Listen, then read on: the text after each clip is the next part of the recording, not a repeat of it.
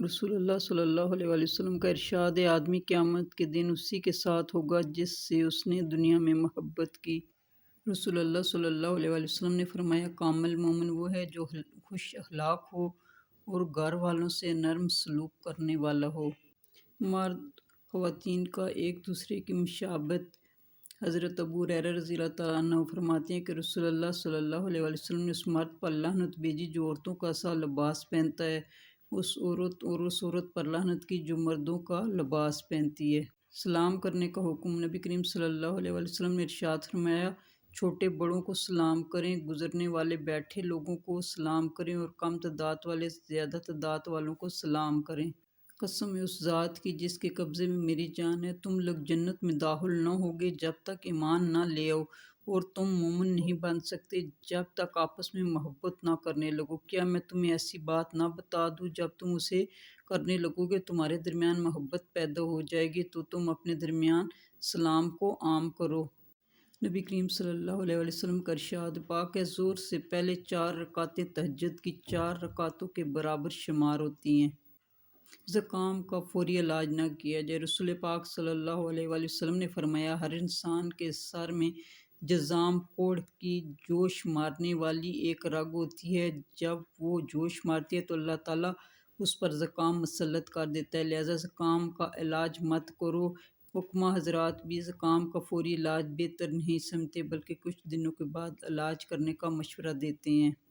جنتی لوگ مزے میں مشغول ہوں گے۔ اللہ تعالیٰ فرماتا ہے، آیات کا ترجمہ، آج جنتی لوگ مزے کرنے میں مشغول ہیں، اس دن جنتی اور ان کی بیویاں گھنے سایوں میں ہوں گے، مسندوں پر تکیے لگائے ہوئے، ہر قسم کی لذیذ چیزیں کھانے پینے کو ان کے لیے وہاں موجود ہوں گی۔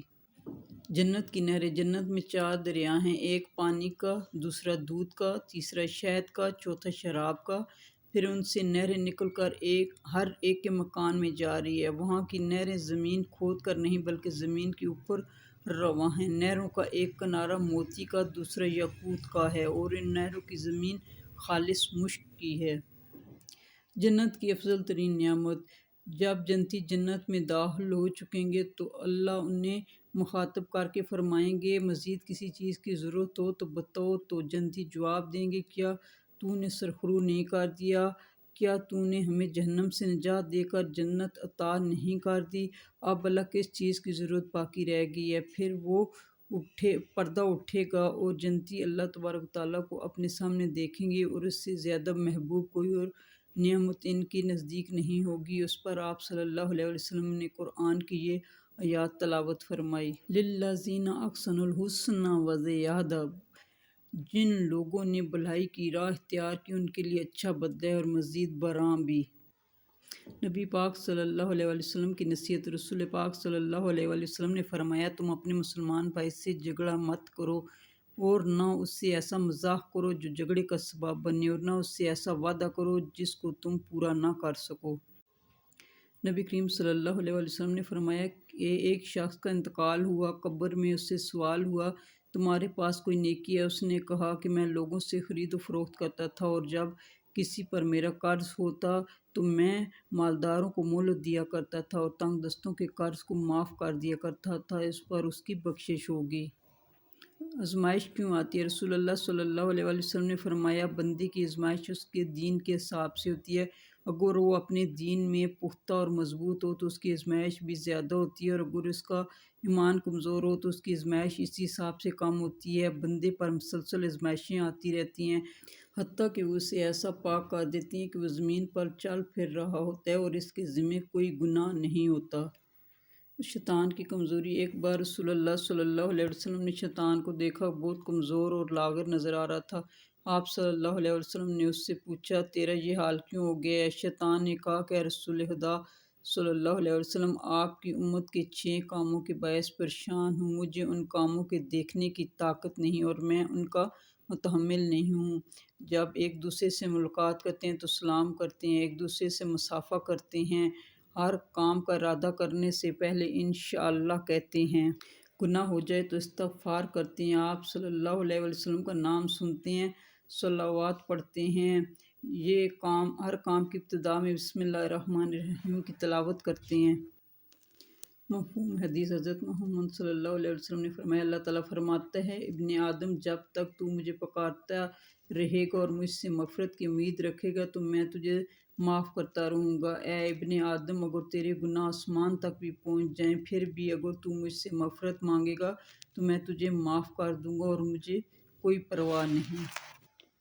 حدیث مبارکہ حضرت محمد صلی اللہ علیہ وسلم نے فرمایا، اللہ تعالیٰ کو سب سے بڑھ کر محبوب بندے وہ ہیں جو لوگوں کے کام آنے والے ہیں۔ اللہ عز و جل کو سب سے زیادہ پسندیدہ عمل کسی مسلمان کو خوشی فراہم کرنا یا اس کی کوئی تکلیف دور کرنا یا اس کی بھوک مٹانا ہے۔ حدیث مبارکہ فخر دو عالم صلی اللہ علیہ وسلم نے فرمایا، جب انسان فوت ہو جاتا ہے تو اس کے عمل کا سلسلہ بھی منقطع ہو جاتا ہے، البتہ 3 طرح کے اعمال کا ثواب بدستور جاری رہتا ہے: صدقہ جاریہ، وہ علم جس سے فائدہ اٹھایا جا رہا ہو، یا نیک اولاد جو اس کے لیے دعا کرتی ہے۔ فخر دو عالم صلی اللہ علیہ وسلم نے فرمایا، کیا میں تمہیں 2 ایسے عمل نہ بتاؤں جن کا بوجھ انسان پر بہت ہلکا لیکن میزان عمل میں بہت بھاری ہے؟ حضرت ابو ذر رضی اللہ تعالیٰ عنہ نے عرض کیا کہ یا رسول اللہ، ضرور بتائیے۔ آپ صلی اللہ علیہ وسلم نے فرمایا، خوش اخلاقی اور کثرت سے خاموش رہنے کی پابندی کرو۔ حضرت علی رضی اللہ تعالیٰ عنہ نے فرمایا، صرف پیسے کا ہونا رزق نہیں ہے، نیک اولاد، اچھا اخلاق اور مخلص دوست بھی رزق میں شامل ہیں۔ حضرت علی رضی اللہ تعالیٰ عنہ، جس نے اپنی پریشانیوں کو لوگوں پر ظاہر کیا تو وہ اپنی ذلت پر راضی ہو گیا۔ بیوی کا بوسہ۔ حضرت عائشہ صدیقہ رضی اللہ تعالیٰ عنہ فرماتی ہے کہ نبی کریم صلی اللہ علیہ وسلم جب نماز کے لیے باہر جانا ہوتا تو نکلتے ہوئے بعض مرتبہ میرا بوسہ لے لیا کرتے تھے اور پھر نماز کے لیے تشریف لے جایا کرتے تھے۔ حضرت امام علی رضی اللہ تعالیٰ عنہ فرماتے ہیں، انسان کی جتنی ہمت ہو اتنی اس کی قدر و قیمت ہوتی ہے۔ حضرت علی رضی اللہ تعالیٰ عنہ نے فرمایا، کبھی بھی کامیابی کو دماغ میں اور ناکامی کو دل میں جگہ نہ دینا، کیونکہ کامیابی دماغ میں تکبر اور ناکامی دل میں مایوسی پیدا کر دیتی ہے۔ جو ظلم کے ذریعے عزت چاہتا ہے، اللہ اسے انصاف کے ذریعے ذلیل کرتا ہے۔ حضرت علی رضی اللہ تعالیٰ عنہ۔ مولا علی نے فرمایا، اگر جاہل خاموش رہتے تو لوگوں میں اختلاف نہ ہوتے، اور یقیناً ہم نے بنی آدم کو بڑی عزت دی اور اسے سمندر اور زمین میں سواری مہیا کی اور اسے کھانے کی پاکیزہ چیزیں عطا کی اور اسے اپنی بہت سی مخلوق پر فضیلت عطا فرمائی۔ حضرت جریر بن عبداللہ رضی اللہ تعالیٰ عنہ سے مروی ہے کہ رسول اللہ صلی اللہ علیہ وسلم نے فرمایا، اللہ تعالیٰ اس شخص پر رحم نہیں کرتا جو لوگوں پر رحم نہیں کرتا۔ امام شافعی رحمۃ اللہ علیہ نے فرمایا، لوگوں کی باتیں پتھروں کی طرح ہوتی ہیں، ان کو پیٹھ پر لاد لو گے تو یہ پیٹھ ٹوٹ جائے گی، ان کو اپنے قدموں تلے ایک برج بنا لو تو ان پر چڑھ کے بلند ہوتے جاؤ۔ ایک آدمی نے کسی بزرگ سے پوچھا، میرا اللہ اس وقت کیوں نہیں سنتا جب میں مانگتا ہوں؟ بزرگ نے مسکرا کر کہا، وہ تیرے گناہوں کی سزا بھی اس وقت نہیں دیتا جب تو کرتا ہے۔ معراج نبی صلی اللہ علیہ وسلم۔ معراج شریف کی رات میں قیام، نوافل، درود پاک اور قرآن کی تلاوت اور گناہوں سے استغفار کرنا بہت برکت و ثواب کا باعث ہے۔ اس شب کو نماز عشاء کے بعد 4 رکعت نفل ایسے پڑھیں کہ ہر رکعت میں سورہ فاتحہ کے بعد 7 بار سورہ اخلاص پڑھیں تو اس کا بہت اجر و ثواب ہے۔ معراج کی رات حضور صلی اللہ علیہ وسلم کو سیدھا آسمان پر کیوں نہیں لے جایا گیا؟ پہلے مسجد اقصیٰ کیوں لے جایا گیا؟ کیونکہ قیامت اس زمین پر برپا ہوگی اور معراج کی رات جو معلومات پیش آئیں ان میں اکثر کا تعلق آخرت کے ساتھ ہے، اسی وجہ سے سفر کی ابتدا یہاں سے ہوئی۔ معراج کی رات مکہ مکرمہ سے بیت المقدس کی طرف جاتے ہوئے راستے میں حضرت جبرائیل علیہ السلام نبی کریم صلی اللہ علیہ وسلم کو 3 مقامات پر نماز پڑھنے کے لیے کہا اور آپ صلی اللہ علیہ وسلم نے نماز ادا فرمائی: مدینہ منورہ، طور پہاڑ پر، بیت الحم میں۔